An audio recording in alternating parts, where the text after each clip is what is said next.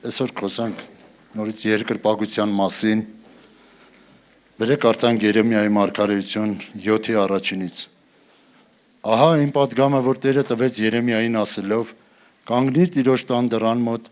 եւ այնտեղ հայտարարիր այս խոսքերը, կասես լսիր Տիրոջ խոսքը ողջ Հրեաստան, դու որ մտնում ես այս դռներով երկրպագելու Տիրոջը, այսպես է ասում զորությունների Տերը, Աստվածն Իսրայելի, ուղեցեք ձեր ընթացքը ու վարքը եւ գործերը կբնակեցնեմ ձեզ այս վայրում։ Նախ ստեղ պատվերա, Աստված պատվիրում է մեզ յուրաքանչյուրի ժողովուրդ ջան, երբ որ գալիս ենք Աստծուն երկրպագելու, Աստված մեզ պատվիրում ասում է ուղեցեք ձեր ընթացքը, ուղեցեք ձեր վարքը եւ ուղեցեք ձեր գործերը։ Անցած անգամ մենք խոսացինք վարքի մասին, մի փոքր հիշեցում, ինչ է ընթացքի մասին, ինչ է նշանակում, ինչ ենք հասկանում, երբ որ Տերը ասում է ուղեցեք ձեր ընթացքը։ Ընթացքը դա վերաբերում է մեր ոտքերին, ոտքերը մեր քայլերն են, քայլերը մեր նախաձեռնություններն են։ Եվ մենք խոսացինք ժողովող 5-րդ գլուխ առաջի խոսքից։ Երբ որ Աստծո տունը երթաս, զգույշ եղիր ոտքիդ համար, ավելի մտիկ անելու համար այնտեղ եղիր, քանզի անմիտների նման քո զոհը մատուցալելու, քանզի նրանք չգիտեն, որ դրանով չարություն են անում։ Այդ առաջի կետն էր։ Այսօր Աստված պատվիրում է մեզ, ասում է, երբ որ իմ տունը գալիս եք, զգույշ ելեք ձեր ընթացքի մեջ, ձեր վարքի մեջ եւ ձեր գործերի մեջ։ Խոսանք վարքի մասին եւ գործերի մասին։ Քանի որ վարքը եւ գործերը կարելի ասել իրար շատ մոտիկ են, իրար կողքի են քայլում, դրա համար այսօր այդ երկուսը միասին խոսանք, բայց առաջ վարքի մասին խոսանք։ Ինչ ենք հասկանում, երբ որ Աստված ասում է ուղեցեք ձեր վարքը։ Վարք բառի բացատրությունն է, կենցաղավարություն, ապրելակերպ, ապրելաձև, բարի վարք, ոչ բարի վարք, նաև աշակերտական վարք։ Ահա թե ինչ ասում Աստված, ասում է ուղեցեք ձեր վարքը, բայց բնագրի մեջ այս ամենի տեղը գրված է սուրբ կյանքով ապրեք։ Բնագրի մեջ այդպես է գրված, սուրբ կյանքով ապրել։ Մենք խոսանք աշակերտական վարքից։ Ինչ է աշակերտական վարքը, ինչ ենք հասկանում։ Երբ որ ես դպրոցում սովորում էի, մեր ժամանակներում մենք աշակերտները հիմա գիտեմ, որ օրագիր չկա, այն ժամանակ օրագիր ունեինք, եւ մեր օրագրերի մեջ հիշում եք, կհիշեք, որ օրագիր ունեինք, հիմա չկա, չունեն աշակերտները, ներքևում մի հատ տող կար, որի դիմաց գրված էր վարքը, եւ աշակերտը գնահատվում էր իր վարքի դիմաց, թե շաբաթվա ընթացքում ինքը ոնց է իրան դրսևորել դպրոցում։ Եվ երբ որ տանում էինք օրագիրը տուն, առաջի բանը ծնողները նայում էին մեր վարքին։ Եվ մեր դասարանում կար մի աշակերտ, ով լավ ընդունակություններ չուներ, բայց լավ վարք ուներ, կարգապահ աշակերտ էր։ Երբ որ տարին վերջանում էր, քառորդները պիտի փակեին, այդ աշակերտի վարքը ազդում էր իր տարվա գնահատականների վրա։ Ինչի համար եմ ես ամենը ասում, եղբայրներ, քույրեր, այսօր մենք եկել ենք Աստծո տուն։ Մի պահ մտածենք, եթե Աստված այսօր մեզ գնահատեր, անցած շաբաթվա գնահատականները մեր վարքը ինչպիսին կգնահատի Աստված։ Պատկերացրեք ամեն կիրակի մենք պիտի գնահատվենք Աստծո կողմից, ու ինչ գնահատականի կարժանանանք։ Որպեսզի ավելի պարզ լինի, մի օրինակ եմ ուզում բերեմ, որ այսօրվա խոսքը կարողանանք մի քիչ ավելի խորը հասկանանք։ Իրական մի պատմություն, երբ որ Ղարաբաղում պատերազմ էր, պատերազմի ժամանակ մարդիկ ընտանիքներով գալիս էին Հայաստան, եւ այնպես է պատահում, որ մեր կողքի գյուղից մի ընտանիք, մի մարդ որոշում է, որ մի ընտանիքի տանի իր տուն պահի, տեղ տա, հատկացնի։ Լսել եմ այդ մարդու մասին, որ ինքը շատ հյուրասեր մարդ է եղել, շատ հարգանքով, մարդասեր կարելի ասել, ամեն օր շատ լավ ճաշեր էր պատրաստում, լավ կերակուրներ, հյուրասիրում էր այդ մարդկանց ամեն օր իր սեղանի շուրջ էր հրավիրում,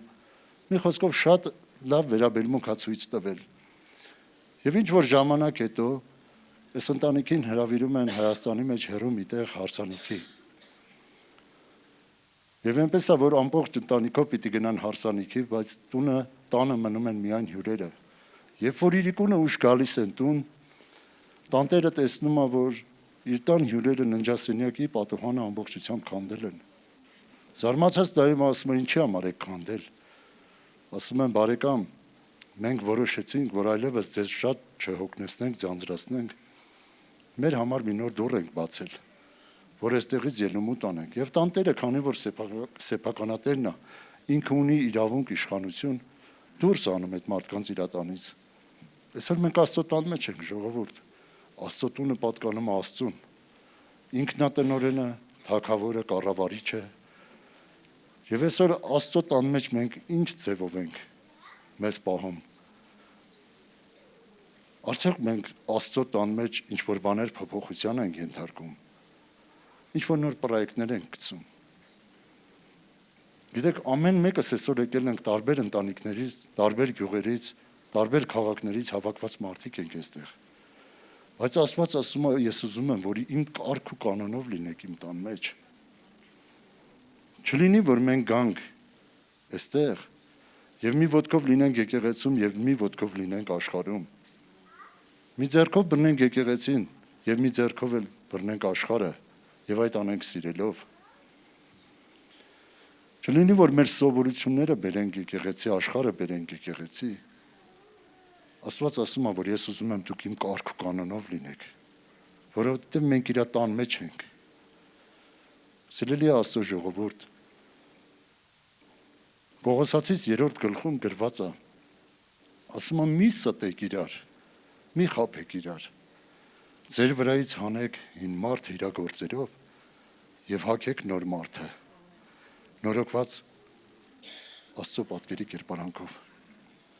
Այսօր եկեք ամեն մեկս մեզ քնենք, մենք ուրիշին չնայենք։ Արդյոք մենք հին մարդը հանում ենք մեր վրայից, թե համաձայնվում ենք, թե փայփայում ենք այդ հին մարդուն, բերելով եկեղեցի։ Գիտեք, մի երազ տեսա, երազիս մեջ ունեի երկար ոտքեր, եւ ես կանգնած էի երկու գետերի վրա։ Ամեն մի ոտքս մի գետի մեջ էր։ Գետերը իրար կողքի էին ու հակառակ ուղղություններով էին հոսում ու շատ արագ էին հոսում։ Եվ ես զարմացած նայում էի իմ ոտքերին ու ասում էի, Տեր իմ Աստված, ինչքան ամուր են իմ ոտքերը, որ ես սս կարում եմ կանգնեմ այս գետերի վրա։ Եվ լսեցի Տիրոջ ձայնը, որ Տերն ասեց ինձ. կամ ոտքը դիր աջ գետի մեջ, կամ դիր ցախ գետի մեջ։ Եթե դու տենց պետք է մնաս ինձ հարկավոր չես, ես ատում եմ գաղջ վիճակը։ Այսօր չլինի, որ մենք գանք եկեղեցի ու գաղջ վիճակի մեջ լինենք։ Աստված տեսնում է մեր ամեն մեկին։ Մեր ամեն մի շարժառիթը Աստված գիտի։ Կուզեմ կարդամ Մատթեոսի ավետարանից 23-րդ գլուխ առաջի խոսքը։ Այն ժամանակ Հիսուսը խոսեց ժողովրդի եւ իր աշակերտների հետ ասեց. Մովսեսի աթոռի վրա նստեցին օրենսգետներն ու փարիսեցիները։ Ամեն ինչ որ նրանք ձեզ ասեն, արեք եւ պահեցեք, բայց մի արեք ըստ նրանց գործերի, քանի որ ասում են, չեն անում։ Սիրելի եղբայրներ, քույրեր, որն էր Մովսեսի աթոռը։ Մովսեսի աթոռը դա դատավորի աթոռն էր, որի վրա ինքը նստած էր ու դատում էր Իսրայելի 12 ցեղերին։ Այսօր եկեք նայենք, միգուցե մենք էլ ենք նստել այդ աթոռին։ Միգուցե մարդկանց ենք դատում։ Աստված տենում ամեն բան։ Տիրոջ խոսքն ասում է՝ մի դատեք, որ չդատվեք։ Տեսնենք, թե ինչպիսի գործեր ունենք մենք։ Այսօր ամեն մեկս բերեք քննենք մեզ։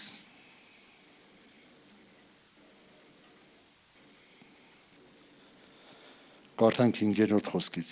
Եվ իրենց բոլոր գործերն անում են ի ցույց մարդկանց, լայնացնում են իրենց գրպանակները եւ երկարացնում են իրենց գեզների ծոպերը, սիրում են ընթիլիկների ժամանակ պատույտ տեղերը, ժողովարանների մեջ նախապատիվաթոռները եւ հրապարակներում ողջուններ առնելը։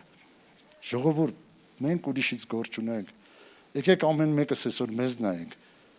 Աստված տենում է մեր շարժառիթը ամեն բանի մեջ։ Նույնիսկ եմ ասում, եթե Աստված գնահատելու լինի ամեն մեկս նայենք ինչ գնահատականի մենք արժանանանք։ Բերեք կարդանք ժողովող 5-րդ գլուխ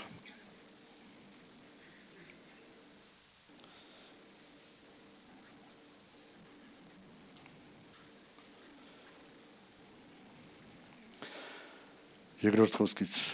թող քո բերանը չշտապի եւ ոչ էլ սիրտը թափճեպ խոսքեր ասի Աստծո առջև, որովհետեւ Աստված երկնքնում է, իսկ դու երկրի վրա, դրա համար էլ թող քո խոսքերը սակավ լինեն։ Երազը հոգսերի շատությունից է առաջ գալիս, իսկ հիմարի ձայնը շատախոսությունից։ Եվ ինչ ուխտ որ արել ես Աստծուն, մի դանդաղիր այն կատարել, քանի որ անձգամները հաճելի չեն նրան։ Որքան որ ուխտ անես կատարիր, քանի որ լավ է չուխտելը, քան թե ուխտ անել եւ չկատարել։ Մի թույլ տուր, որ բերանդ մարմնի դրդի մեղքեր գործելու եւ Աստծո առջև մի ասա, թե անգիտակցություն էր, որպեսզի խոսքիդ համար Աստված չբարկանա եւ չավերի ձեռքիդ գործերը։ Մի քանի խոսքով ուզում եմ աղոթքի մասին խոսամ։ Տիրոջ խոսքն ասում է բերանդ շտապի եւ ոչ էլ սիրտը թափճեպ խոսքեր ասի Տիրոջ առաջ։ Սիրելի Աստծո ժողովուրդ, աղոթքը շատախոսություն չի,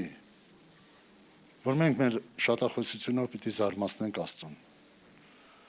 Աղոթքը մենախոսություն չի, աղոթքը երկխոսություն է։ Ես հանդիպել եմ մարդկանց իմ կյանքում, որ ասել են մենք չենք լսում Աստծո ձայնը։ Գիտեք, շատ կարևոր է, որ մենք խնդրենք Աստծուն, որ լսենք իր ձայնը, որովհետև Տերն ասում է, իմ ոչխարները իմ ձայնը լսում են եւ ճանաչում են։ Այսօր մենք խնդրենք, եթե չենք լսել, համբերությամբ սպասելով խնդրենք, սպասումով, որ Տերը խոսա մեր հետ։ Դա շատ կարևոր բան է։ Եվ շարունակության մեջ Տերն ասում է, ինչ որ ուխտ արել ես, շուտ կատարի էտի։ Քանի որ Աստված անձգամներին չի հաճում։ Մի ուրիշ թարգմանության մեջ ասում է, Աստված հիմարներին չի հաճում։ Իսկ գիտեք Աստված ումն ասում հիմարներ 10 կույսերից 5-ը հիմար էին։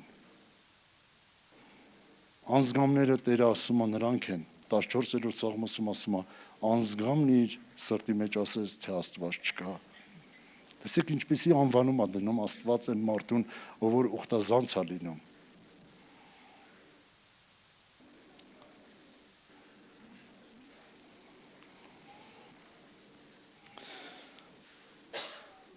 Եվ Տիրոջ խոսքն ասում է, լավ է չուխտելը, քան թե ուխտել ու չկատարելը։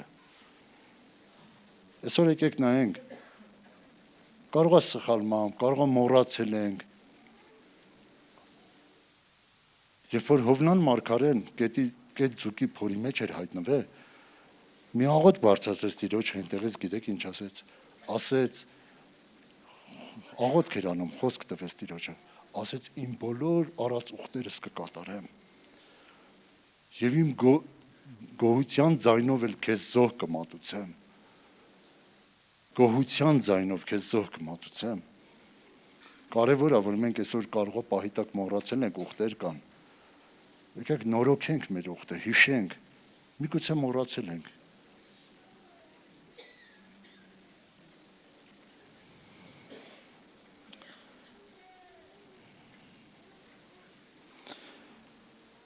Մի թույլ տուր, որ բերանդ մարմնի դրդի մեղքեր գործելու եւ Աստծո առջև մի ասա, թե անգիտակցություն էր, որպեսզի խոսքիդ համար Աստված չբարկանա եւ չավերի ձեռքիդ գործերը։ Այսինքն մենք կարանք լինենք Աստծո տան մեջ, բաներ անենք, ու այդ բաներ անելով Աստծո բարկությունը գա ու մեր ձեռքի գործերը ավիրվի։ Մի բան եմ ուզում ասեմ ու ավարտեմ խոսքը։ 22 Մատթեոսի ավետարան 22-րդ գլխում, երբ որ թագավորը մտավ խնջույքի, տեսավ մեկը հանդերձներ չուներ։ Այնպես չէր, որ տրված չէր այդ մարդուն հանդերձները, ուղղակի այդ մարդը չէր գնահատե, չէր պահե այդ հանդերձները։ Իսկ գիտեք որն է հանդերձները։ Կողոսացիների 3-րդ գլխում գրված է, ձեր վրա հագեք գութը, ողորմությունը, քաղցրությունը, համբերությունը, ժուշկալությունը, երկայնամտությունը, իրարու հանդեպ ներելով, եթե մեկը մեկի դեմ բան ունի եւ հագեք սերը, որ կատարելության կապն է։ Եվ թագավորը մտավ ու ասեց, ուր են քո հանդերձները։ Այս մարդը չուներ հանդերձ։ Ասեց կապեք սրա ձեռքերն ու ոտքերը եւ գցեք դրսի խավարը, ուր կլինի լաց եւ ատամների կրճտոց։ Սիրելի Աստծո ժողովուրդ, ինչի համար Աստված կապեց մարդու ձեռքերն ու ոտքերը։ Աստծո խոսքից մենք հասկանում ենք, որ սահմանափակում դրվեց, վերջ դրվեց մարդու ազատությանը, գործերին եւ քայլերին։ Այսօր չլինի, որ մենք Աստծո տան մեջ լինենք ու մեր ուզած ձևով լինենք Աստծո տան մեջ։ Նորից եմ ասում, այս իրա տունն է, մենք իրա կամքով, իրա կարգ ու կանոնով պետք է լինենք։ Այսքանով ավարտեցի խոսքը, բայց խնդրում եմ, չկանգնենք աղոթքի, փակենք մեր աչքերը, մեր գլուխները կախենք։ Ուղղակի պետք չի, որ բարձր խոսանք օղինը լսի։ Մի պահ լռությամբ փակենք մեր աչքերը, թույլ տանք թող Սուրբ Հոգին ցույց տա։ Ու մենք մեզ սկսենք ավելի խորը ճանաչել։ Միգուցե միջև այսօր ուրիշ ձև ենք ճանաչում, բայց թող Սուրբ Հոգին ճանաչեցնի մեզ, որից հետո կգա իսկական ճանաչողությունը Աստծո հանդեպ։ Փակենք մեր աչքերը, մի պահ լռությամբ մտածենք ամեն մեկս։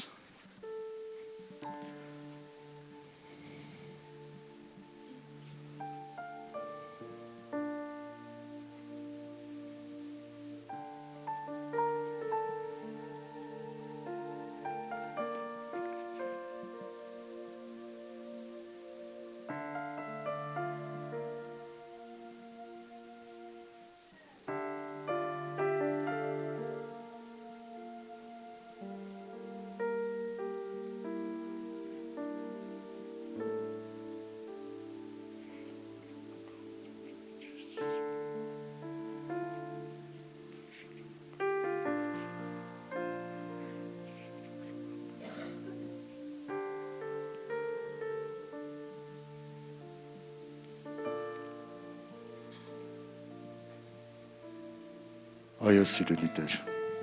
շնորհակալ ենք փառավոր Աստված, շնորհակալ ենք ամենակարող Աստված, որ մենք այսօր քո տան մեջ ենք, շնորհակալ ենք մեր մեծ Աստված, որ քո թույլ տվությամբ եւ իրավունքով այսօր կարող ենք կանգնել քո առաջ, շնորհակալություն այդ իրավունքի համար, այդ թույլ տվության համար, պատիվ համես համար, քո տան մեջ լինելը, շնորհակալ ենք մեր Աստված, շնորհակալ ենք ամեն բանի համար, եղիր օրհնված, եղիր փառավորված, մեր մեծ Աստված, այո, ինչպես Դավիթ թագավորն էր ասում,